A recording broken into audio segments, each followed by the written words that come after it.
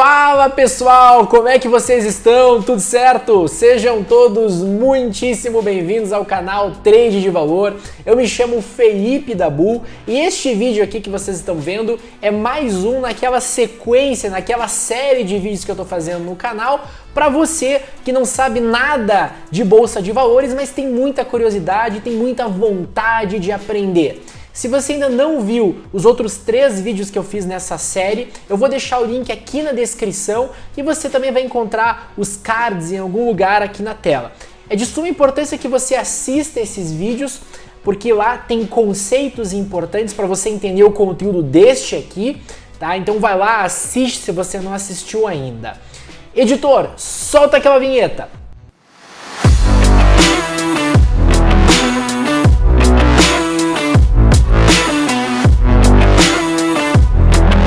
Neste vídeo aqui, pessoal, a gente vai começar a falar sobre análise técnica. Então, você que vê aquelas imagens bonitas de traders olhando o mercado com aqueles gráficos na tela e um monte de indicador, um monte de número, um monte de desenho, é mais ou menos isso que a gente vai começar a aprender aqui. Claro que este vídeo eu vou só passar teoria para vocês por enquanto, mas nos vídeos que vão vir depois desse a gente vai começar a falar um pouco sobre gráfico, tá bom? Mas é muito importante, deixa eu falar bem sério aqui para você, é muito importante que você assista esse vídeo até o final, que você preste bastante atenção nos conceitos que vão estar aqui. É um conteúdo mais pesado, é um conteúdo mais extenso, vasto, mas é de muita qualidade. Para você ter uma ideia, esse conteúdo aqui deste vídeo é de muito curso pago por aí, tá? Inclusive do meu. Então preste bastante atenção, porque isso aqui deve mudar a tua ideia sobre o mercado. Já não esquece de dar aquele like também, se inscrever no canal se você não for inscrito, ativar o sininho de notificações, beleza? No vídeo passado, pessoal, eu falei um pouco sobre as duas maneiras que existem de você ganhar dinheiro na bolsa. Eu apontei que existe a possibilidade de você ganhar dinheiro sendo um investidor, e aí você vai para um caminho A, e existe a possibilidade de você ganhar dinheiro sendo um especulador, ou como hoje virou moda falar, trader. Tá? Aí você vai para um caminho B totalmente diferente de A. É esse caminho B que a gente está seguindo com este vídeo. Tá? A análise técnica, que é o que vai ser ensinado, começar a ser ensinado aqui hoje, é uma ferramenta do trader. Para a gente falar de análise técnica, eu primeiro preciso explicar para você como é que ela surgiu. Para que serve isso, Felipe? Por que você vai me explicar por que ela surgiu? Primeiro, para deixar esse vídeo mais interessante, e segundo, para você poder entender que a análise técnica é uma coisa muito antiga, tá? Oficialmente, a análise técnica surge aí em 1789, em uma cidade chamada Sakata, que fica no Japão, ok?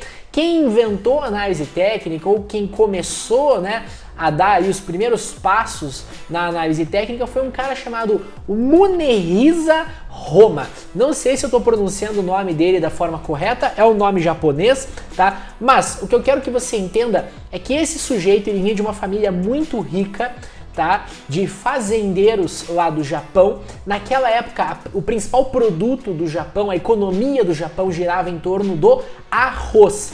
Tá? E esse cara, interessado aí no que a família dele fazia, já depois da família dele falecer, deixando muito dinheiro para ele, foi se aventurar na bolsa de valores, tá? Onde era negociada a commodity arroz. Tá? Era praticamente a única coisa que era negociada na bolsa de valores do Japão. E esse cara, gente, ele fez um trabalho sensacional. Ele passou anos e anos estudando o comportamento dos preços, estudando o que os preços faziam, o que eles deixavam de fazer, o que funcionava, o que não funcionava, se existia alguma forma dele conseguir encontrar ali padrões que se repetiam ao longo do tempo e que ele poderia utilizar para ganhar dinheiro, para saber onde comprar, para saber onde vender. E ele fez um trabalho sensacional, ele passou praticamente a vida dele estudando isso, tá? E ele teve muito sucesso. Ele teve bastante sucesso porque ele inventou um conceito que hoje é amplamente utilizado, que é o conceito de candlesticks. Tá? Lá mais pra frente nessa série a gente vai falar um pouco sobre os candlesticks. Foi ele que inventou e ele tinha essa vantagem sobre os outros operadores. Ele tinha essa ferramenta que ninguém conhecia, então ele acertava muitas e muitas operações. Ele ganhou muito dinheiro no mercado, tá? Ele fez fortuna no mercado de ações. Bom, saindo um pouco da história do Munehisa Roma e agora indo um pouco mais para frente no tempo, tá? Lá por 1880, tá? Ainda muito para trás, mas bem mais para frente do que a época do Munehisa, existia um cara chamado Charles Dow. Esse cara é o sujeito mais importante da história da análise técnica.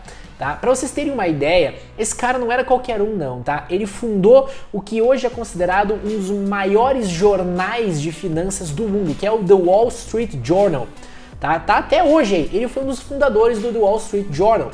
Esse cara era fissurado em mercado, tá? Tinha muito dinheiro e ele passou também a vida olhando ciclos de alta e ciclos de baixa no mercado, e ele estudava aquilo lá que nem um fissurado, aquela movimentação dos preços. Aí ele foi escrevendo no jornal dele, que naquela época ainda era pequeno, né? Hoje é gigante, naquela época era pequeno, editoriais sobre o que ele observava, sobre as coisas que ele constatava. Ele foi escrevendo, tá, vários editoriais, e aí, muito tempo depois, com o Charles Dow já morto, tá, alguns estudantes, tá, eu tenho o nome de um deles aqui, é o William Hamilton. Tá, ele escreveu um livro chamado O ABC da Especulação em Bolsa, tá? É um livraço, inclusive. E neste livro ele descreve pela primeira vez a chamada Teoria de Dow. A Teoria de Dow, pessoal, que a gente vai aprender neste vídeo, é o berço da análise técnica. É o que fundamenta a análise técnica até hoje. Até hoje, 200 anos depois, com muita tecnologia, a gente ainda usa o princípio desses caras lá do passado. Ok? Então, na verdade, não foi o Dow que escreveu a teoria de Dow, tá? Foram esses estudantes, um deles, William Hamilton. Dentro do livro, ele juntou todas aquelas informações do Charles Dow e escreveu a teoria de Dow. Agora você está pensando o seguinte: tá bom, Felipe, gostei da historinha, mas vamos direto ao ponto. Para que serve a análise técnica? O que é a análise técnica? Gente, a análise técnica é um conjunto de estudos, tá, que visam aí entender o comportamento dos preços. Não só entender o comportamento dos preços, mas também poder descrever. Descrever o quê? Padrões. Se existe uma coisa que a análise técnica é capaz de fazer, é encontrar padrões que os preços produzem e que se repetem várias e várias e várias vezes. Se repetiram no passado, se repetem hoje e vão continuar se repetindo no futuro. Por que esses padrões ocorrem? O que explica a ocorrência dos padrões da análise técnica é uma coisa chamada psicologia das massas. Nós, seres humanos, animais racionais, quando nós estamos sozinhos, nós nos comportamos de um jeito. Quando a gente está em grupo, a gente tende a se comportar de outra forma e todo mundo se comportar igual. Tá? Por conta dessa psicologia de massa, as pessoas que estão negociando no mercado, quando elas negociam juntas, elas tendem a negociar da mesma forma e padrões vão se formando ao longo do preço. As pessoas tendem a sentir esperança, todos juntos, no mesmo momento, e as pessoas tendem a sentir medo também, todos juntos, no mesmo instante. Isso vai formando nos preços padrões que os analistas técnicos reconhecem. Outra coisa que os analistas técnicos fazem é buscar sempre encontrar o que a gente chama de força predominante no mercado. No mercado existem duas forças, a força compradora e a força vendedora. Tá? A força compradora é quando as pessoas vão lá e compram as ações, a força vendedora é quando as pessoas vendem as ações. O mercado é uma eterna batalha entre compradores e vendedores. Compradores e vendedores. Quem é que vai estar ali com a bola da vez? Quem é que vai estar controlando o jogo? O analista técnico ele é responsável por entender qual que é essa força, quem é que está controlando o jogo e poder operar na direção dessa força. Essa é a principal maneira de ganhar dinheiro no mercado, que lá para frente a gente vai entender que são os modelos seguidores de tendência. Agora, para você entender como é que funcionam esses padrões, quais são alguns desses padrões, eu vou apresentar para você neste vídeo a teoria de Dow. Eu vou tentar resumir, tá? Claro, sempre mantendo a qualidade dos princípios, dos fundamentos da teoria, mas para não ficar um conteúdo tão pesado assim, eu resumi um pouco as coisas, ok? Então a teoria de Dow, é importante que você entenda que ela foi o berço da análise técnica. Sem ela não existiria a análise técnica que a gente conhece hoje. Ela é formada também, pessoal, por princípios, tá bom? Não é uma teoria conjunta, é uma teoria separada em várias partes, daí você vê que essas partes se complementam, mas ela foi escrita devagar, como eu já mencionei para vocês, né? Down ia lá, escrevia um pouquinho no editorial, depois escrevia mais um pouquinho. A teoria foi composta por todos esses artigos que ele ia escrevendo, ok? Então, qual que é o princípio mais importante da teoria de Down que deve ser mencionado aqui? Vamos lá, primeiro princípio. Os preços descontam tudo, exceto o que o Down chamava de atos de Deus, acts of God. O que Down queria dizer com esse princípio? Desde aquela época, Down observou uma coisa, tá, que acontecia com as pessoas que entravam no mercado, na bolsa de valores, que começavam a negociar ações. Essas pessoas tomavam decisões baseadas nas notícias que elas viam nos jornais, naquela época não existiam portais de notícia, né? Mas hoje as pessoas usam os portais de notícia, a internet. As pessoas liam notícias referente às empresas que elas iam comprar ou vender na bolsa de valores e tomavam decisões com base naquelas notícias. O Down, pessoal, dizia que isso não ia trazer resultado. Por quê? Porque as informações, quando elas vinham a público, elas já eram antigas, tá? A informação ela não vem para todo mundo de maneira igual, segundo o Down, tá? Algumas pessoas que Down chamava de insiders, até hoje essas pessoas são conhecidas assim, tá? Insiders, recebem as informações antes do resto do público, tá? Antes de você, de mim, essas pessoas já têm a informação em mãos. E elas, por terem muito dinheiro, vão se posicionar antes de nós no mercado e esse posicionamento delas já faz preço. Então muitas vezes as ações estão subindo sem motivo nenhum e só depois de algum tempo sai a notícia. Mas perceba que essa notícia já estava na mão dos grandes players muito antes de nós e eles já surfaram uma boa alta ali. Tá? As ações foram subindo com eles mesmos comprando, ok? Então, pessoal, esse é o primeiro princípio de Down. Agora você pode estar me perguntando o seguinte: o que são atos de Deus? Atos de Deus, segundo Down, seriam coisas que acontecem nos preços que não tem como a gente prever, não tem como, tá, ninguém ter acesso àquela informação porque ninguém poderia saber que aquilo ia acontecer. A exemplo, o estouro da barragem da Vale alguns anos atrás. Quem é que ia saber que a barragem da Vale naquele exato momento ia cair? Tudo bem que as pessoas com muito dinheiro poderiam ter encomendado ali um estudo que ia dizer que alguma hora aquela barragem ia romper. Mas quem diria que a barragem ia romper naquele exato momento? Ninguém, tá? Então, esses efeitos catastróficos, tá? Terremotos, furacões, tsunamis, tá? Não tem como a gente saber que vai acontecer.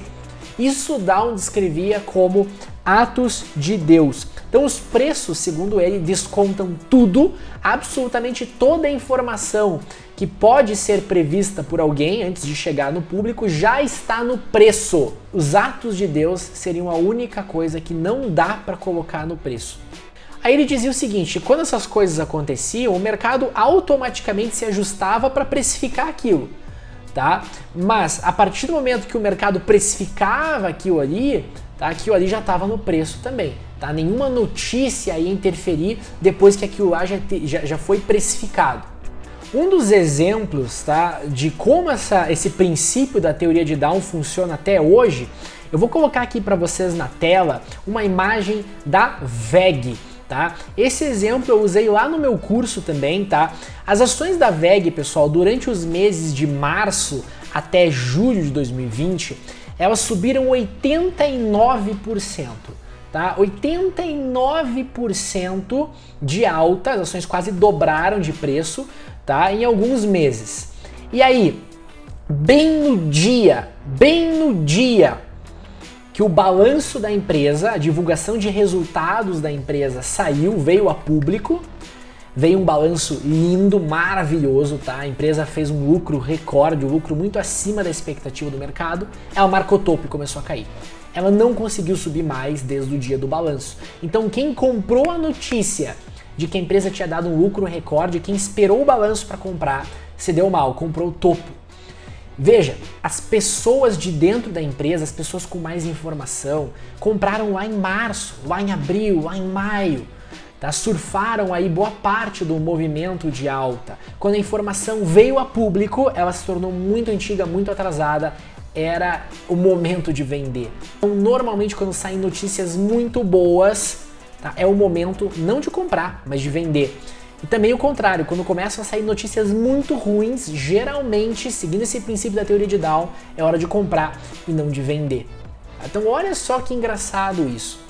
O que a gente pensa ser verdade, né, é praticamente o senso comum, comprar notícias na bolsa, a teoria de Dow mostra pra gente que não é bem assim.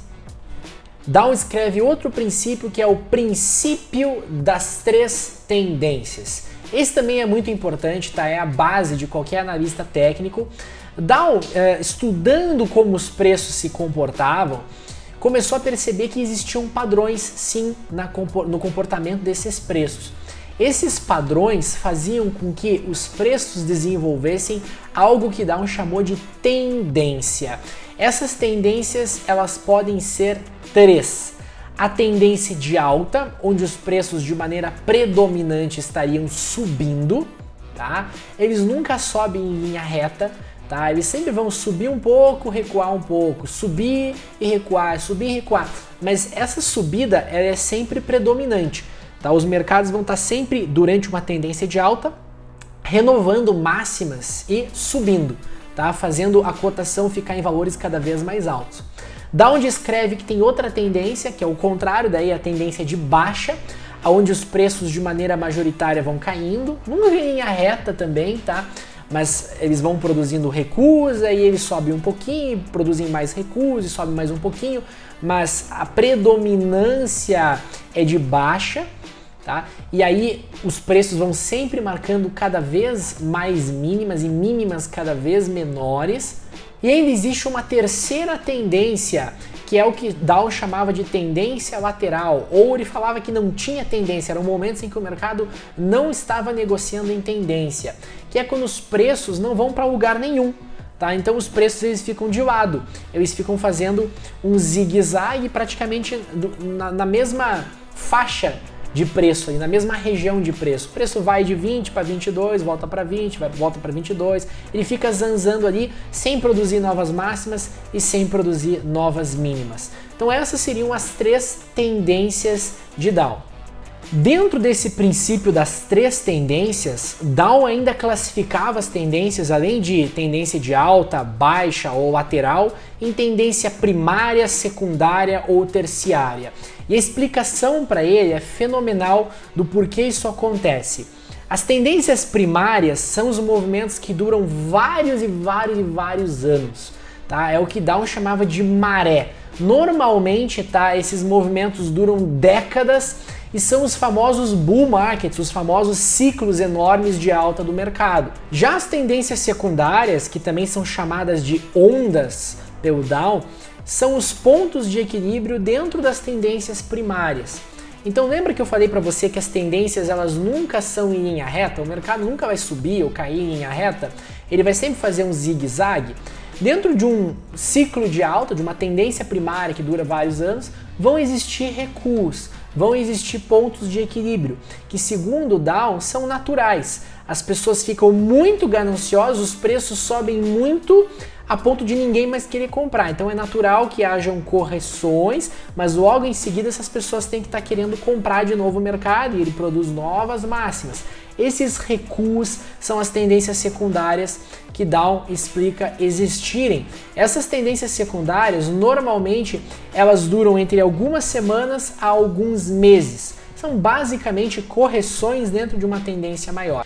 E finalmente, as tendências terciárias é como se fosse mais uma camada para dentro. Dow chama elas de ondulações, que são os menores movimentos do mar. É como se dentro dessa tendência secundária, que já é uma correção, estivesse ainda correções, tá, menores. Então isso aí dura de alguns dias a poucas semanas e Dow descreve isso aí também como normal, porque existem operadores, traders, que operam em prazos ainda menores, né? Existem os operadores que operam durante vários anos, surfam toda aquela tendência de alta, que são as primárias. Existem operadores que surfam somente movimentos menores, as secundárias, e por isso que elas existem. Existem operadores que estão ali no curtíssimo prazo, operando em poucos dias, algumas semanas, tá? Que são os operadores que fazem as tendências terciárias existirem. Eu vou deixar alguns exemplos aqui para vocês na tela do que seriam essas tendências primária, secundária e terciária. Então, por exemplo, aqui vocês estão vendo a tendência primária de alta do Ibovespa. De 2016 até o final de 2019, começo de 2020, ou seja, por 4 anos, né? Lembre que o Dow fala que essas tendências primárias elas podem existir por vários anos. A gente tinha um enorme ciclo de alta. Isso é uma tendência primária, tá? Neste caso da Bolsa Brasileira. E aí, cada recuo que a gente tem dentro dessa tendência de alta são as tendências secundárias, interrupções naturais, pontos de equilíbrio, como ele mesmo explica, para a tendência de alta maior. Isso é extremamente importante para fazer com que os preços novamente voltem a serem atrativos. Se os preços subissem em linha reta, eles simplesmente chegariam uma hora que eles não ficariam mais atrativos, ninguém ia querer comprar, já subiu muito, então eles recuam. Nesse recuo, novos operadores se interessam em comprar e fazem com que o preço volte a subir.